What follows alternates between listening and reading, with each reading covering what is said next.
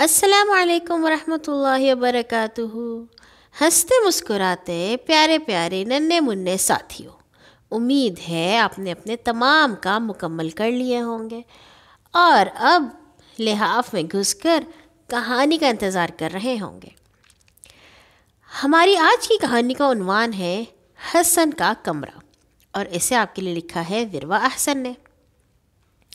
حسن کمرے میں داخل ہوا، اسکول کا بیگ ایک طرف پھینکا، جوتے اتار کے دوسری طرف لڑکائے، ایک جراب یہاں پھینکی دوسری وہاں، قمیض بستر پر اور نکر میز پر پٹخی، جلدی سے کپڑے بدلے اور کھانے کی میز پر پہنچ گیا۔ امی امی کھانا کہاں ہے؟ بڑی سخت بھوک لگ رہی ہے، وہ چلایا۔ لا رہی ہوں بیٹا، تم ہاتھ منہ دھو، میں ابھی لائی۔ امی گرم گرم کھانا لائیں تو حسن بغیر ہاتھ منہ دھوئے جلدی جلدی کھانے لگا۔ ہائے امی بڑے مزے کے کوفتے ہیں، وہ منہ چلاتے ہوئے بولا۔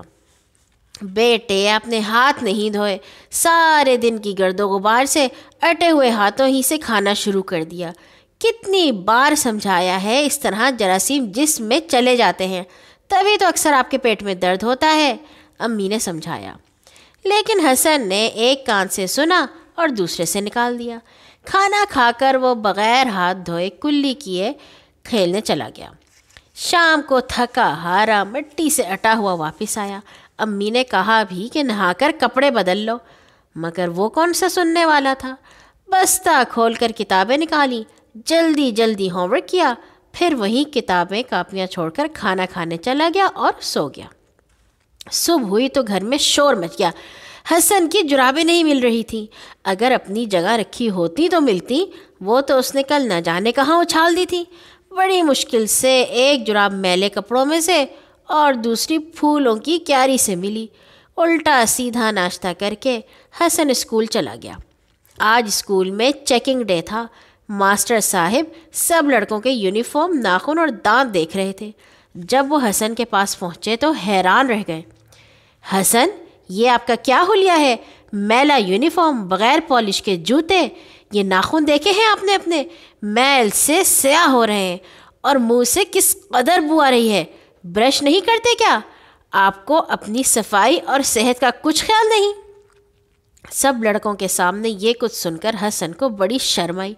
کلاس روم میں جب ماسٹر صاحب ہوم ورک چیک کرنے لگے تو حسن کو معلوم ہوا کہ وہ تو اپنی کاپی گھر ہی چھوڑ آیا ہے۔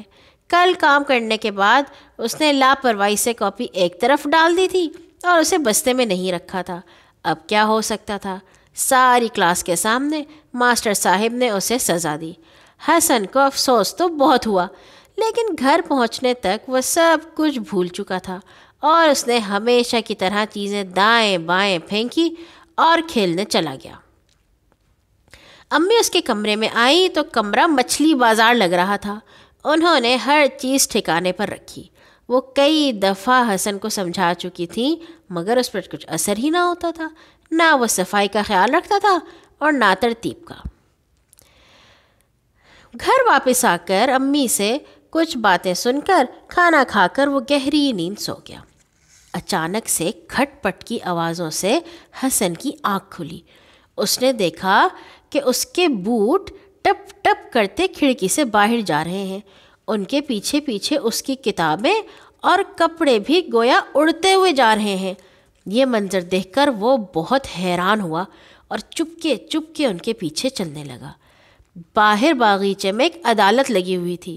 جج کی کرسی پر اس کا قلم بیٹھا تھا اور باقی سب شکایتیں لیے کھڑے تھے۔ حسن کو دیکھتے ہی عدالت میں سرگوشیاں ہونے لگیں۔ آرڈر آرڈر، ملزم کو حاضر کیا جائے، جج صاحب بولے۔ حسن کے جوتے اٹھے اور اسے دھکیلتے ہوئے کٹہرے میں لے گئے۔ باری باری سب اپنی شکایت پیش کریں، جج صاحب نے حکم دیا۔ جناب عالی، ہم حسن کی کتابیں ہیں، ہم اسے دنیا جہان کی معلومات دیتی ہیں، ہر جگہ کی سیر کراتی ہیں، لیکن اس کا حال یہ ہے کہ یہ ہمیں گھر لا کر زور سے پٹختا ہے، جہاں کہیں پڑھنے بیٹھتا ہے وہیں چھوڑ آتا ہے، کتاب کو بند کر کے رکھنے کی بجائے اوندا کر کے رکھ دیتا ہے۔ انہی باتوں کی وجہ سے ہماری جلدیں ہل گئی ہیں، ہمارے صفحے میلے ہو گئے ہیں اور اب تو پھٹنے لگے ہیں۔ کتابوں کی فریاد ختم ہوئی تو کپڑے آگے بڑھے۔ جناب عالی، ہمارے ساتھ بھی انصاف کیا جائے۔ حسن ہمارے ساتھ بہت برا سلوک کرتا ہے، ہمیں حفاظت سے الماری میں لٹکانے کی بجائے ادھر ادھر پھینک دیتا ہے۔ ہم میلے ہو جاتے ہیں، ہمارے بٹن ٹوٹ جاتے ہیں، لیکن اسے کوئی پرواہ نہیں۔ پوٹ بولے، ہاں ہمیں بھی یہ بہت زور سے پھینکتا ہے، ہمارا جسم درد کرنے لگتا ہے اور ہم پھٹنے لگتے ہیں۔ مجھے احساس ہے، ایک دفعہ مجھے بھی حسن نے اس زور سے میز پر پٹخا تھا کہ میرا ڈھکن ٹوٹ گیا۔